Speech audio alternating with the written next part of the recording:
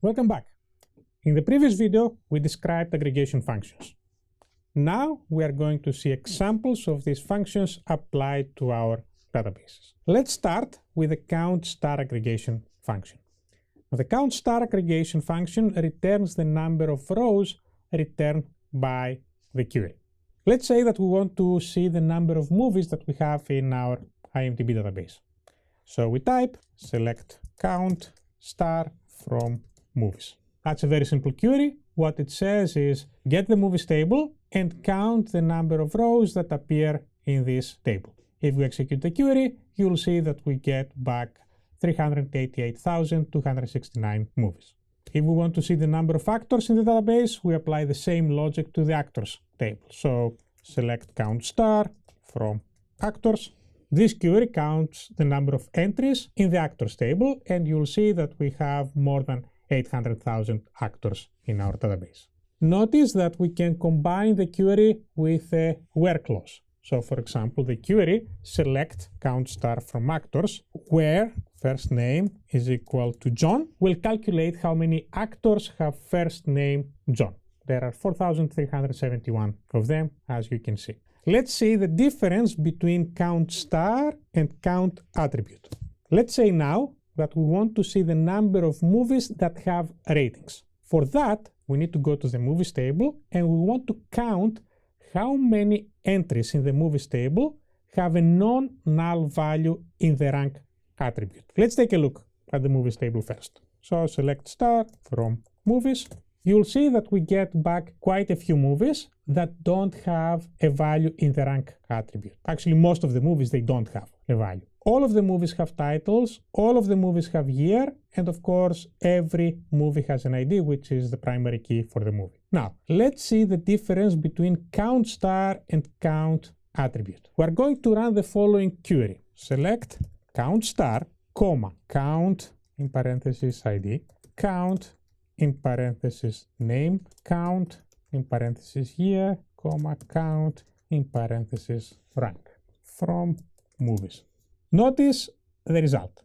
The count star and the counts for ID, name, and year return back 388,269. But you'll see that we only have 67,245 movies for rank, indicating that we only have that many movie entries with a non-empty value for rank. Let's do a similar thing for roles. If we go to the roles table and we type select star from roles, we'll take a look and you'll see that we have actor ID, we have movie ID, and these are always filled in, but the role attribute sometimes has empty null values. Following the same logic as above, we run the query select count star, comma, count movie ID, comma, count actor ID, comma, count role from roles. Count star counts all the rows in the table, and you will see that we have almost 3.5 million rows in the database. You'll see that we have the identical number when we are counting actor ID and movie ID, which means that every row has the actor ID and movie ID filled in. However, if you see the count role, you'll see that we have around 2.5 million entries where the role attribute is filled in, which means that approximately 1 million entries in the roles table have a null value. Now, let's take a look at the count distinct attribute part. The count distinct aggregation function counts only non-null values and returns the number of distinct values that appear in that attribute. Let's say, for example, that we want to see the number of distinct genres in the database. The genre entries are in the movie genres table. So select star from movie genres. As you can remember, we have the movie ID and the corresponding genres. If you remember from our earlier videos when we're doing the select part, we have done the following query where we use the select distinct clause. So we said select distinct genre from movie genres, order by genre, and we got back the list of genres that appear in the table. To see how many distinct genres we had to look at the metadata of the execution and see that we got back 21 rows, which means 21 distinct genres were listed in the results. Count distinct allows us to do exactly the same, but as a normal part of SQL. So by typing select count, parenthesis, distinct genre from movie genres, if we execute now this query, you will see that we get back the number 21, which means that we have a total of 21 distinct values in the genre attribute. Let's also see the numeric aggregation functions like mean, max, average, standard deviation, and sum. You might be familiar with these operations, for example, if you use Excel. Let's see now how we can find the earliest release year and the latest release year for the movies in our database. For this task, we are going to use the min and max aggregation functions. We have the information in the movies tables. So if we type select star from movies, we get back the results. What we want to find is the earliest year and the latest year for the movies. Of course, we can do this query without using aggregates by doing something like this. So select star from movies, order by year, descending, limit 1. And we can see that the latest year is 2008 with the movie Harry Potter. Now, let's take the desk away to order the other way. So select star from movies, order by year, limit 1, and we see that the earliest year in the database is 1888.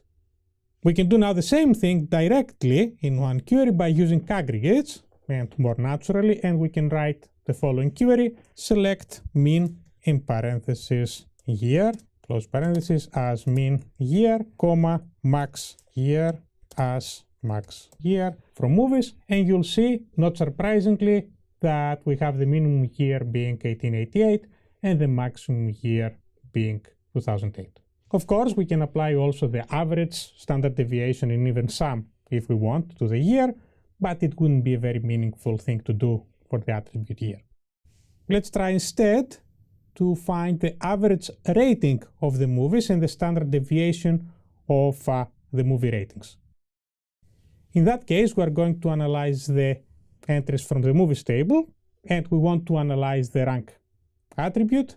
So we type select avg rank as average underscore rank, comma, stddev rank as stddev rank, comma, min rank as min rating, comma, max rank as max rating from movies. So you'll see that the average rating for movies is 5.874, the standard deviation is 1.6, the minimum rank is 1, and the maximum rank is 9.9.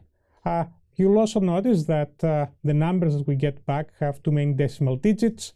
We can actually use a function like round and say that we want to keep only 2 decimal digits in the results, so we can add the round in our query as well, and type select round, and within parentheses average rank, comma 2, close parentheses, as average underscore rating, and same thing for the standard deviation, min and max, and in that case we get back the results to look a little bit better. Notice the round is a normal function, it is not an aggregate function, it is applied just at the output of average rank, asking to round up this number with at most 2 decimal digits, and similarly for the other aggregate functions here. So it just makes the results a little bit more beautiful. In this video, we have examined a variety of aggregation functions: count star, count attribute, count distinct attribute. Remember, the count star returns the total number of rows in the results. Count attribute returns the number of non-null values in the column for the specified attribute, and count distinct attribute returns the number of distinct values for that attribute. We also examined the numeric aggregates, average, sum, min, max, standard deviation, etc., which return the corresponding numeric results when applied to columns of numeric data. I suspect you might have questions now, like, can I do the same calculations and get statistics for the ratings, but I want to break them down by genre, or I want to break down the statistics by actor or by director? Can I count how many movies an actor played, or how many males and females I have in the dataset, and so on. We're going to examine this next. We're going to study the group by part of SQL, and we're going to see how aggregation functions can be applied to subsets of the data. So, until then, play around and practice. See you next time.